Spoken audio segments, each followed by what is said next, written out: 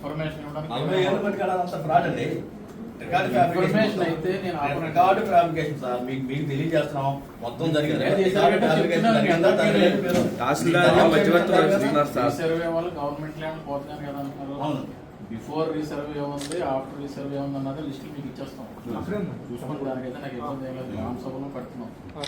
ఏ డేట్లు అయితే ఉన్నాయో ఆ డేట్లు వీళ్ళందరినీ కూడా పిలవండి గ్రామ సభలో.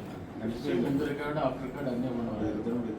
పాతది కూడా ఏదో అంటున్నారు కాబట్టి ఒకసారి ఇప్పుడు వెరిఫై చేస్తాం. దానికి సంబంధించిన రికార్డులు ఎట్లా మార్చారు, అసైన్ ఎట్లా జరిగింది, అసైన్ భూపంపకాలు ఎప్పుడెప్పుడు జరిగినాయి, దాని ప్రకారం రికార్డులు ఎట్లా చేంజ్ అయినాయి, ఇతర గ్రామాల నుంచి ఇతర జిల్లాల నుంచి వచ్చిన భూపంపం ఎట్లా జరిగింది, పట్టాల మార్పు ఎట్లా జరిగింది, ఆ భూములకి ఎట్లా కేటాయించారు అనేది కావాలి మాకు మొత్తం డేటా. మా దగ్గర తెలంగాణ శ్రీకాకుళం నుంచి వచ్చిన భూములు మొత్తం కబ్జా చేసి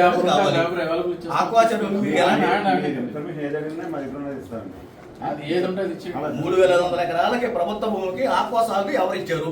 మీరు దాని మీద ఇప్పటి నుంచి 40 సంవత్సరాల బట్టి మీ డిపార్ట్మెంట్ వాళ్ళు పై అధికారికి ఏ నివేదికలు పంపించారో అవి కావాలి మాకు. అవి మొత్తం కావాలి. మాకు తెలియదు కాదంటే ఈ రోజు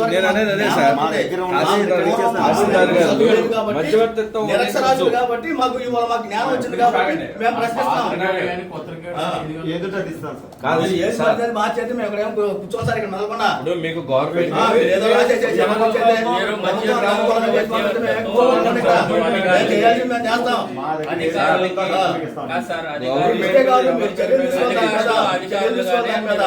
చర్యలు తీసుకోమని పెట్టాము. మేము దాంట్లో పూర్తి డేటా ఇచ్చాము.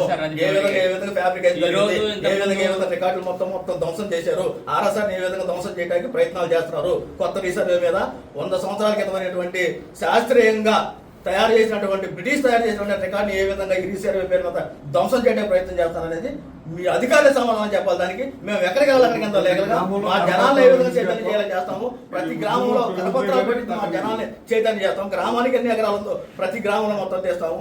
మా ఉద్యోగులు చూపిస్తాం. మీరు చర్యలు తీసుకోకపోతే మనకి మేము చాలా కడిగా గ్రామ సభలు బాంబు సభలు ఇవన్నీ మోసపూరితమైన సభలే ఇవన్నీ మా కళ్ళు నీళ్ళు చూసే కాదు. బడాబాబులకు భయపడేటువంటి గ్రామ సభలో, బడాబాబులకు భయపడేటువంటి గ్రామ సర్వేలు, బడాబాబులకు భయపడిన జీవోలు, మా పేరు మీద జీవోలు తీసుకొచ్చి బడాబాబులకు కట్టబెట్టేటువంటి జీవోలు ప్రభుత్వ నిర్లక్ష్యం, అధికారుల నిర్లక్ష్యం. ఇది దీని మీద మేము తీవ్రంగా ఖండిస్తాం. రాష్ట్ర వ్యాప్తంగా